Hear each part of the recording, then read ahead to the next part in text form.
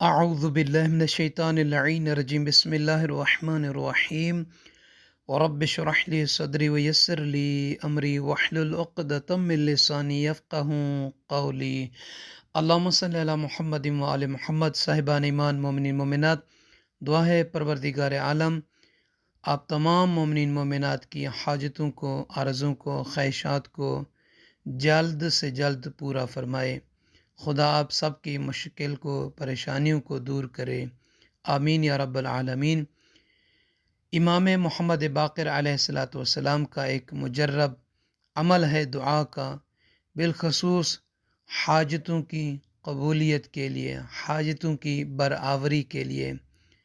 امام محمد باقر علیہ السلام سے مروی ہے کہ آپ علیہ السلام نے جناب ابو حمزہ سے فرمایا، اے ابو حمزہ، اگر کوئی تجھے ایسا کام پیش آئے جس سے تو خوف زدہ ہو تو اپنے گھر کے کونے میں جا کر 2 رکعت نماز پڑھ کر یہ دعا 70 بار کیوں نہیں پڑھتے؟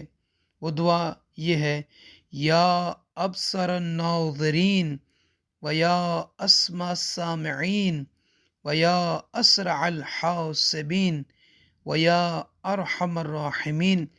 امام علیہ السلام فرماتے ہیں جب بھی تم یہ نماز اور دعا پڑھو گے تو اللہ تیری حاجت پوری کرے گا۔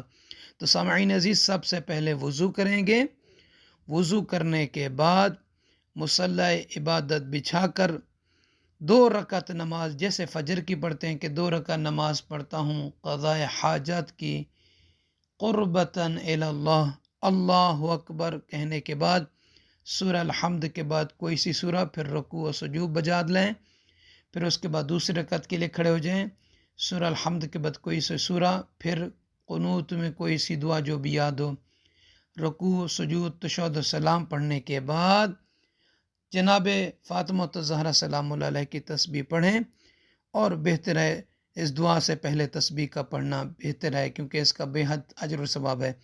پھر آپ یہ دعا پڑھیں 70 مرتبہ: یا ابصر الناظرین و یا اسمع السامعین و یا اسرع الحاسبین و یا ارحم الراحمین۔ تو امام علیہ السلام کے اس فرمان مبارک پر عمل کر کے اپنی حاجتوں کو خدا سے طلب کریں، تو یقیناً رب العالمین امام محمد باقر علیہ السلام کے بیان کیے ہوئے، فرمائے ہوئے عمل کے صدقے میں آپ تمام مومنین کی جو آرزویں، حاجتیں، خواہشات ہوں گی وہ بھر لائے گا، وہ پوری فرمائے گا، مستجاب فرمائے گا۔ سننے والے صاحبان ایمان، مومنین مومنات سے دعاؤں کی التماس ہے۔ جزاک اللہ۔